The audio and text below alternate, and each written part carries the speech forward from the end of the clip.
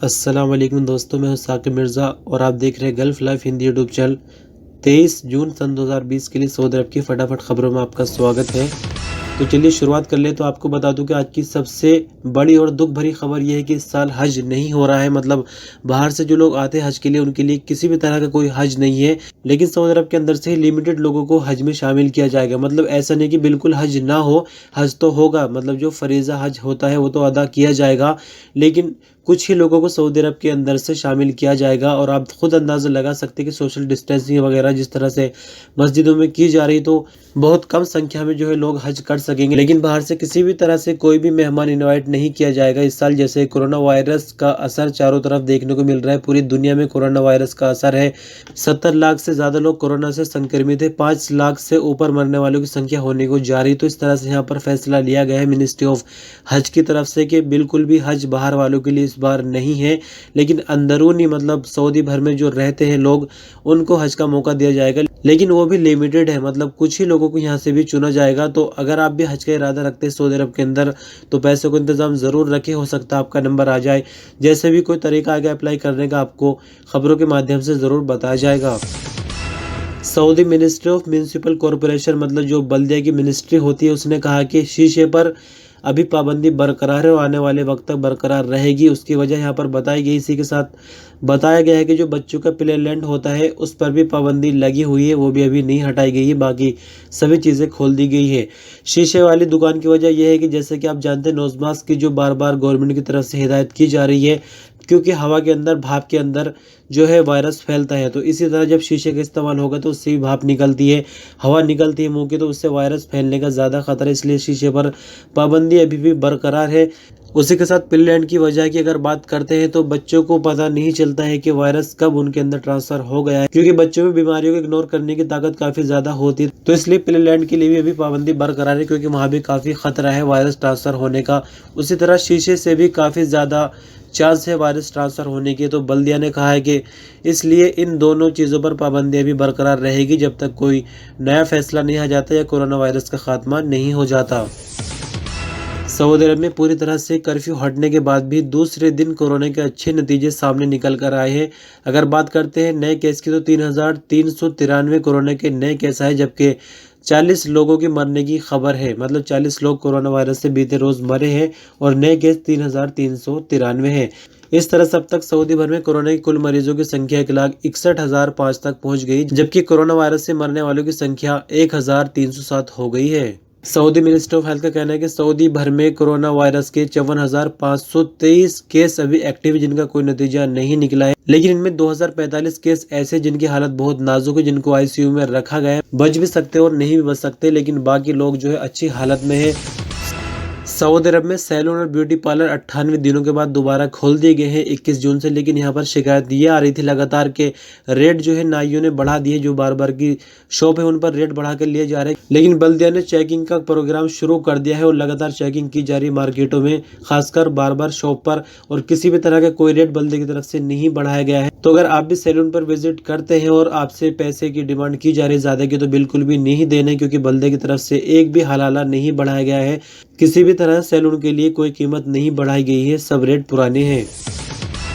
मक्का मुकर्रमा में किंग अब्दुल्ला जमजम प्लांट ने कहा कि जमजम की सप्लाई फिलहाल बंद है और आगे भी बंद रहेगी जब तक कि हेल्थ डिपार्टमेंट की तरफ से सप्लाई खोलने का ऑर्डर नहीं आ जाता है। यहाँ मैं आपको पूरी खबर के मुताबिक बता दूं कि फिलहाल मक्का मुकर्रमा में जो जमजम का प्लांट है वहाँ पर पूरी तरह से पाबंदी लगी हुई है। लेकिन यहाँ जमजम डिपार्टमेंट की तरफ से कहा गया है कि जिनको भी पानी की ज़रूरत हो, जमजम के पानी की जिनको भी ज़रूरत हो, वो पांडा, अलुसैम और लुलु मार्केट से खरीद सकते, क्योंकि वहाँ पर पहले से स्टॉक है। लेकिन अभी प्रोडक्शन बिल्कुल बंद है और सप्लाई तब तक बंद रहेगी जब तक कि मिनिस्ट्री ऑफ हेल्थ की तरफ से ऑर्डर सप्लाई खुलने की नहीं आ जाते। जिस तरह से 2 दिनों से कोरोना की रिपोर्ट काफ़ी अच्छी देखने में आ रही है, तो उसी के चलते मिनिस्टर ऑफ हेल्थ के प्रवक्ता डॉक्टर अल अबद अली ने जो है खुशी का इजहार किया। और उन्होंने कहा कि आने वाले दिनों में कोरोना पॉजिटिव की संख्या और ज़्यादा कम होगी। उन्होंने कहा कि जैसे जैसे लोग एहतियात करेंगे, जो नियम बताए हैं उनका पालन करेंगे, एक दूसरे से मिलने से परहेज़ करेंगे, मतलब जो अजनबी लोग होते हैं उनसे मिलने में परहेज़ करेंगे, मतलब जितनी भी लोग कोशिश करेंगे कि हालात सही, उतने हालात सही होते जाएंगे।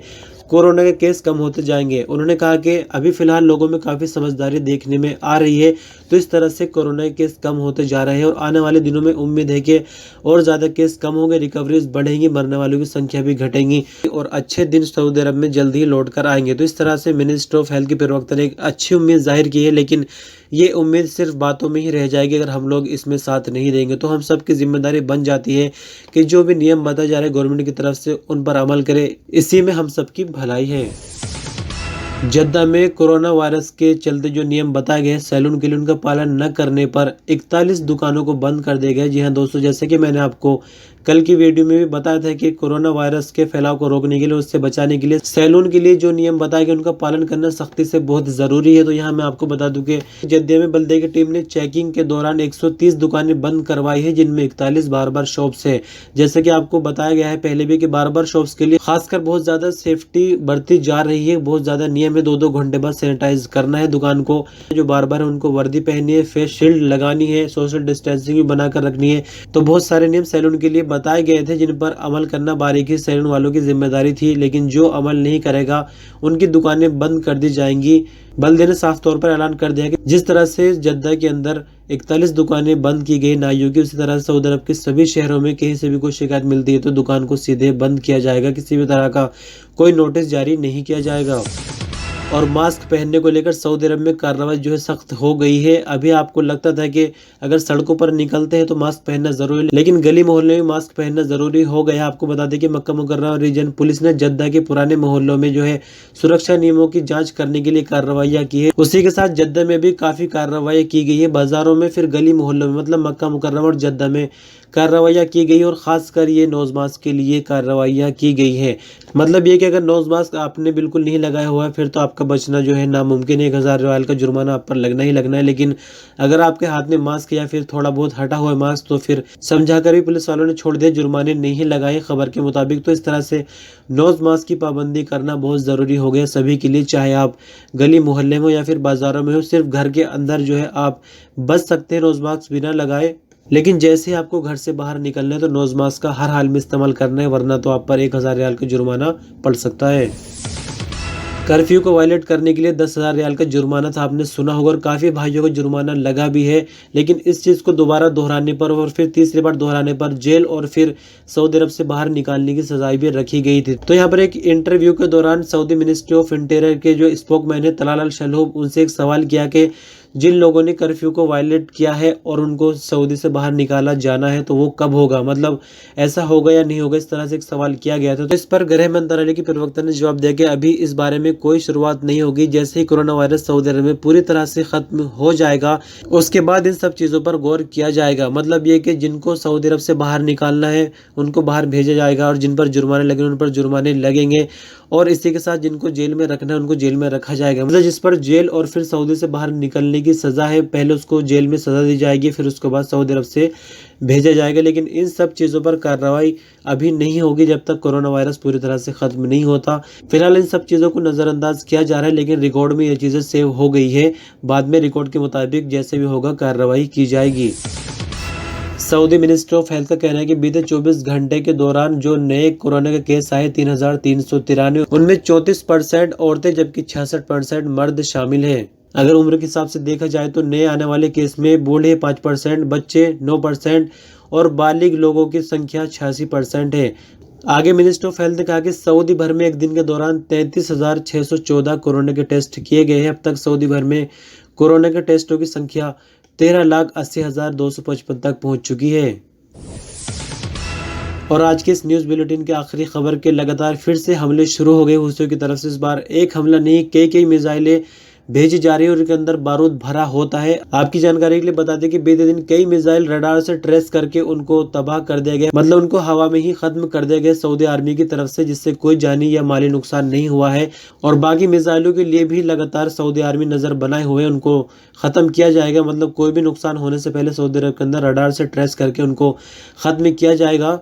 तो इस बार जो ड्रोन्स भेजे जा रहे हैं ये आम ड्रोन्स नहीं, इनके अंदर बारूद भरा जा रहा है, मतलब बारूद की मिसाइलें ड्रोन्स के जरिए भेजी जा रही है, जिससे बड़ी तबाही सऊदी अरब के अंदर हो सके।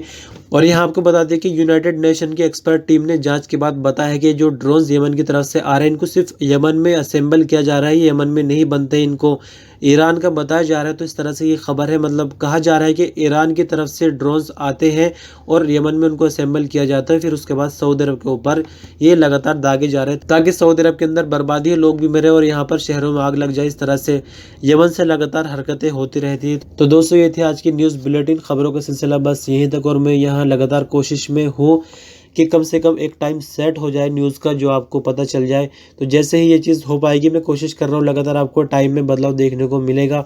जैसे एक टाइम सेट बैठ जाएगा तो फिर मैं आपको जो है अनाउंस कर दूंगा कि अब मेरी वीडियो इस टाइम हर हाल में आपको मिल जाया करेगी। तो बस फिलहाल ऐसे ही गुजारा कीजिए जब तक मैं सेटिंग बैठा रहा हूँ इंशाल्लाह, और वीडियो आती रहेंगी। आप बने रहिए gulf life Hindi YouTube channel पर। अपना ख्याल रखिए। अल्लाह हाफिज़।